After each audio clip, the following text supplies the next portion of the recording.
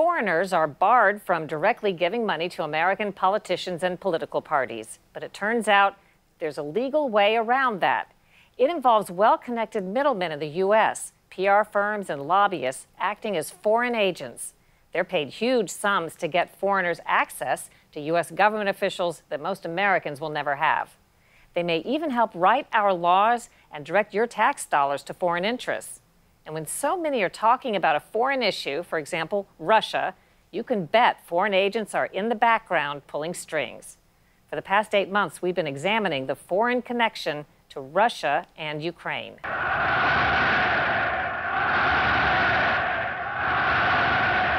The Foreign Agents Registration Act was passed in 1938 after an American got caught doing PR in the United States for the German Nazis.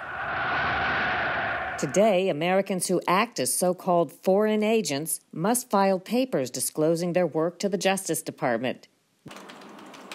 Lydia Dennett is an investigator with the watchdog Project on Government Oversight. So it's perfectly legal for foreign interests in foreign countries like Russia and Iran to pay some interest here in the United States to lobby for them. Yeah, absolutely. Perfectly legal for these foreign governments, individuals, political parties to hire often former members of Congress or former staff members to go and lobby on everything from arms deals to aid to trade and sort of everything in between.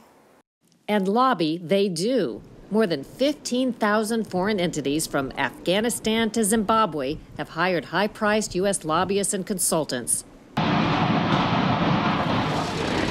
The plain truth is, foreign strife, like the conflict between Russia and Ukraine, provides business and fundraising opportunities in Washington, D.C. It's illegal for foreign countries and interests to contribute directly to Congress. Are you suggesting it looks like they kind of funnel their money through a lobbyist and do the same thing?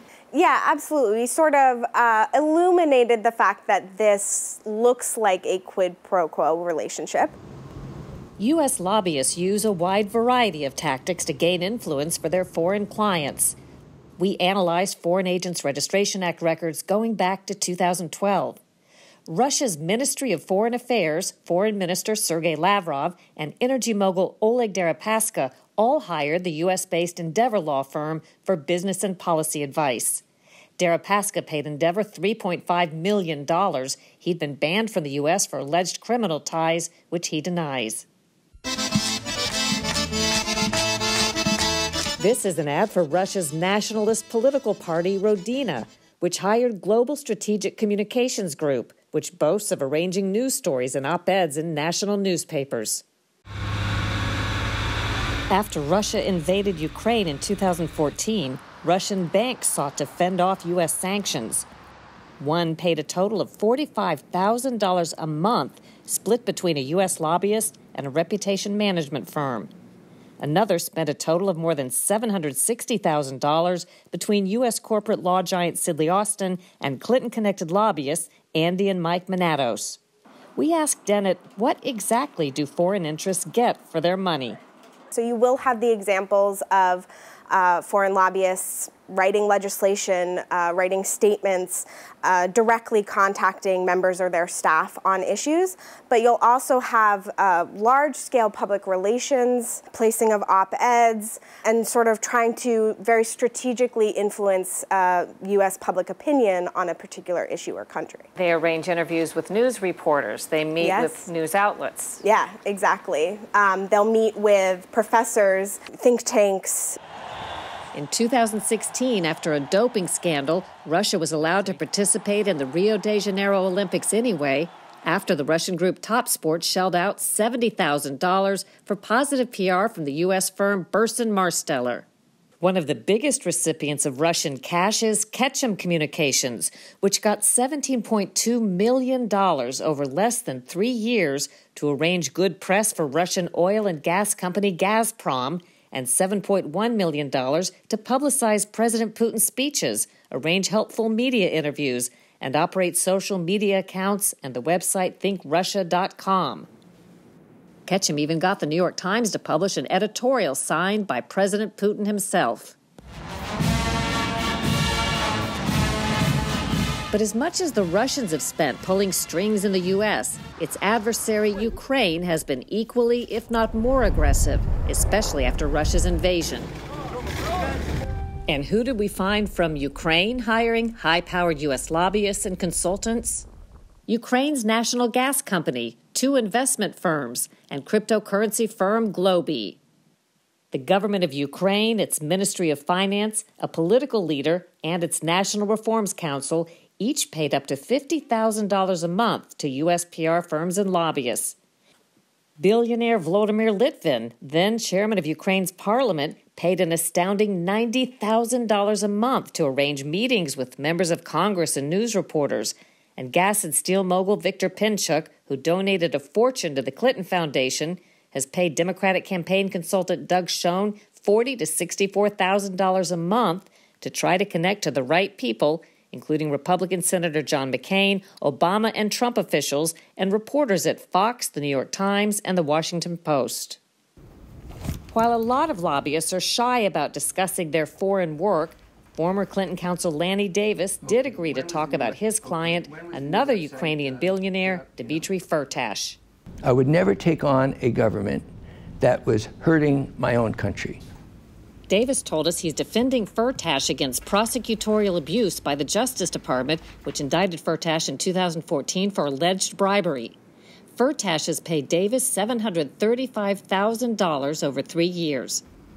Davis says he follows the Foreign Agents Registration Act to the letter. I have to disclose when I call a reporter, when I send a press release out. I have to disclose that and file it with the Justice Department. So when daylight is on, the American people have a chance to judge what the lobbyist, whether it's me or anyone else, is doing, and whether it's contrary to our national interest. Numerous Ukrainian politicians have also hired American talent, among them Dmitry Shpinov, who paid Arnell Golden Gregory and the firm of ex-Congressman Billy Tozin to lobby members of Congress and Obama officials. Ukraine's former Prime Minister, Yulia Tymoshenko, sought U.S. help to get released from prison after her corruption conviction. Tymoshenko's family paid nearly $1 million to Democrat ex-Congressman Jim Slattery and his law firm, who lobbied then-Secretary of State Clinton and President Obama and got support from Senator McCain and Democrat Dick Durbin, who sponsored a Senate resolution pressing for Tymoshenko's release. But it's lobbyists Paul Manafort and Rick Gates, former Trump campaign officials, who have grabbed the biggest headlines for alleged violations of the Foreign Agents Registration Act. The controversy dates back to 2012 and their clients, Ukraine's pro-Russia president at the time, Viktor Yanukovych, and his political group. Manafort connected them to lobbyist Tony Podesta, a Democrat heavy hitter, and Republican ex-member of Congress Finn Weber. After special counsel Robert Mueller began investigating last year, the 4 lobbyists all denied wrongdoing, but filed new disclosures under the Foreign Agents Registration Act for the years-old work. Manafort reported collecting more than $17 million in 2012 and 2013.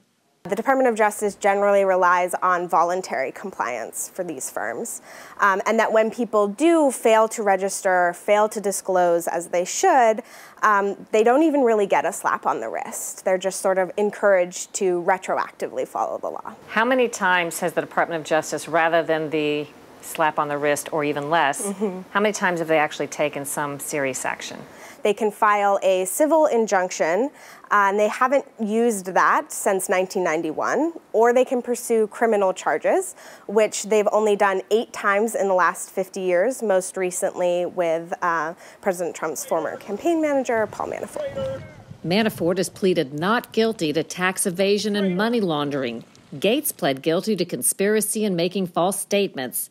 Podesta hasn't been charged, but stepped down from his lobby firm. In all, we found at least a half dozen interests from Russia and 19 from Ukraine, turning to high-priced U.S. PR consultants and lobbyists. Why should it be legal for someone outside the U.S. system who hasn't paid any taxes to come in and influence how our tax money is spent and how our officials make decisions? We here at the Project on Government Oversight certainly think it's fair and reasonable for foreign governments to want to put their issues before members of Congress, as well as the American public. We just feel like that should be disclosed, and the Department of Justice should be enforcing this law so that the American people and members of Congress know who is influencing them and where that money is going. On Friday, President Trump issued sanctions or punishment for energy mogul Oleg Deripaska and top executives of both VTB Group and Gazprom, all mentioned in our piece, as part of the administration's response to ongoing Russian actions in the West.